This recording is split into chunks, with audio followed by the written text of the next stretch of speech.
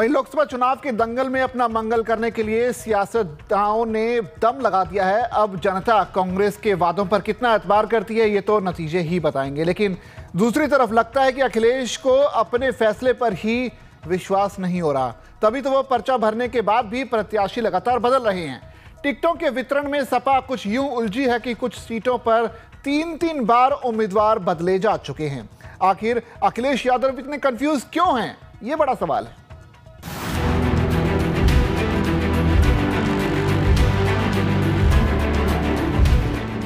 पहले बदायूं, फिर बागपत, मुरादाबाद और अब मेरठ।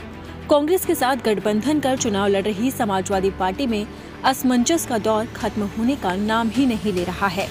टिकटों के वितरण में सपा कुछ यूं उलझी कि कुछ सीटों पर 3-3 बार उम्मीदवार बदले जा चुके हैं। बात मेरठ हापुड़ संसदीय क्षेत्र के हालिया घटनाक्रम से शुरू करते हैं। यहाँ समाजवादी पार्टी ने पहले अधिवक्ता भानु प्रताप सिंह को अपना प्रत्याशी घोषित किया था। 1 अप्रैल को उन्हें बदलकर पार्टी ने सरधना के विधायक अतुल प्रधान को टिकट दे दिया। अतुल ने बुधवार को अपना नामांकन पत्र भर दिया, लेकिन बुधवार रात ही उनका टिकट कटने की खबर आ गई। गुरुवार को पार्टी ने सुनीता वर्मा को टिकट दे दिया।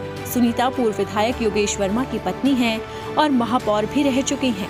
कहते हैं कि जैसे ही अधिवक्ता भानु प्रताप सिंह का टिकट कटा, पूर्व विधायक योगेश सक्रिय हो गए और अंततः उन्हें पत्नी के लिए टिकट पाने में सफलता मिल ही गई। अब टिकटों के उस उलझाव में सपा कार्यकर्ता भी उलझे हैं, तो ये तो होना ही था।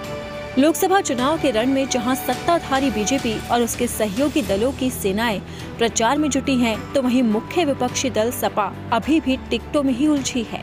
सपा में लगातार टिकट बांटने और काटने का दौर चल रहा है। बागपत लोकसभा सीट का टिकट बुधवार को बदलने के बाद अब सपा ने मेरठ में तीसरी बार प्रत्याशी बदल दिया। अब तक 8 लोकसभा सीटों पर सपा अपने प्रत्याशी बदल चुकी है। कुछ सीटों पर तो 3-3 बार ही बदले गए। टिकटों की इस अदला बदली से पार्टी के अंदर भी असंतोष के स्वर फूटने लगे हैं। इससे पार्टी के चुनाव में मुश्किलें भी बढ़ सकती हैं। इससे पहले मुरादाबाद में भी डॉक्टर एसटी हसन नामांकन कर चुके थे। बाद में उनका टिकट काटकर रुचि वीरा को दे दिया गया था। सपा ने बुधवार को ही बागपत का प्रत्याशी भी बदला था। पहले मनोज चौधरी को टिकट दिया गया, अब अमरपाल शर्मा को प्रत्याशी बनाया गया। इससे पहले मिश्रिक लोकसभा सीट पर भी सपा 3 बार टिकट बदल चुकी है। यहाँ पहले पिता रामपाल राजवंशी, फिर बेटे मनोज और अब बहू संगीता राजवंशी प्रत्याशी हैं। गौतम बुद्ध नगर में 3 बार टिकट बदले गए। पहले डॉक्टर महेंद्र नागर को टिकट दिया गया, फिर राहुल आवाना प्रत्याशी बने। बाद में राहुल का टिकट काटकर फिर से डॉक्टर महेंद्र नागर को ही प्रत्याशी बनाया गया था। वहीं बिजनौर सीट पर यशवर सिंह का टिकट काटकर दीपक सैनी को प्रत्याशी बनाया गया था। बात करें संभल की, तो संभल से सांसद शफीकुर रहमान बर्क के निधन के बाद उनके पौत्र और मुरादाबाद की कुंदरकी के विधायक जियाउर रहमान बर्क को प्रत्याशी बनाया गया। बदायूं में पूर्व सांसद धर्मेंद्र यादव की जगह सपा पहले ही राष्ट्रीय महासचिव और विधायक शिवपाल सिंह यादव को प्रत्याशी बना चुकी थी। अब यहां पर शिवपाल की जगह उनके बेटे आदित्य यादव को टिकट दिया जा सकता है। लगातार पूर्व में भी जब नेताजी यहाँ से गए थे तो आदरणीय धर्मेंद्र यादव जी को एक युवा के तौर पर बदायूं को सौंप के गए थे।